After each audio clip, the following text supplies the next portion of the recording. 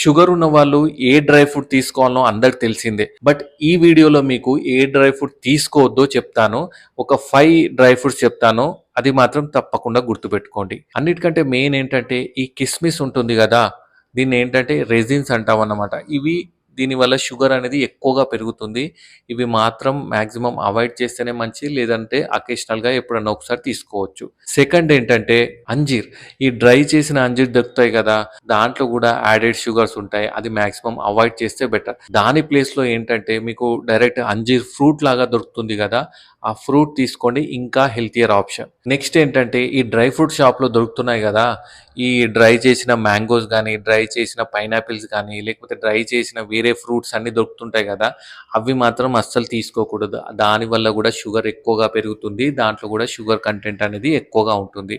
అది మాత్రం అస్సలు తీసుకోకండి. నెక్స్ట్ ఏంటంటే ఈ బ్లూబెర్రీస్ గానీ, క్రాన్‌బెర్రీస్ గానీ ఇవి గూడా ఉంటాయి గదా! అది మీరు ఫ్రూట్ లాగా తీసుకుంటే బెస్ట్. బట్ ఈ డ్రై ఫ్రూట్స్ లాగా ఉంటాయి గదా! షాప్స్‌లో దొరుకుతాయి గదా! అవి గూడా అవాయిడ్ చేయాలి. దాంట్లో గూడా షుగర్ కంటెంట్ అనేది ఎక్కువగా ఉంటుంది. ఫైనల్‌గా డేట్స్. ఈ ఖజూర్ ఉంటుంది గదా! ఇది మీరు డైలీ 1 తీసుకోవచ్చు. No problem. దీనితోటి షుగర్ ఎక్కువగా పెరగదు. బట్ ఇది తీసుకోవాలంటే మీ షుగర్ ఒకటి మంచి కంట్రోల్‌లో ఉండాల్సి ఉంటుంది. షుగర్ కంట్రోల్ లేకుండా మీరు ఇలా తీసుకుంటే మాత్రం షుగర్ అనేది బాగా పెరుగుతుంది. డైలీ 1 తీసుకోవచ్చు. లేదా మాక్సిమం 2 అలా తీసుకోవచ్చు. ఒకవేళ మీ షుగర్ కంట్రోల్‌లో ఉంటే. మీరు డ్రై ఫ్రూట్స్‌లో ఏం తీసుకుంటున్నారో అది గూడా కింద కామెంట్ చేయండి. కూడా ఇలా డౌట్స్ ఏమైనా ఉంటే కామెంట్ చేయండి. Thank you.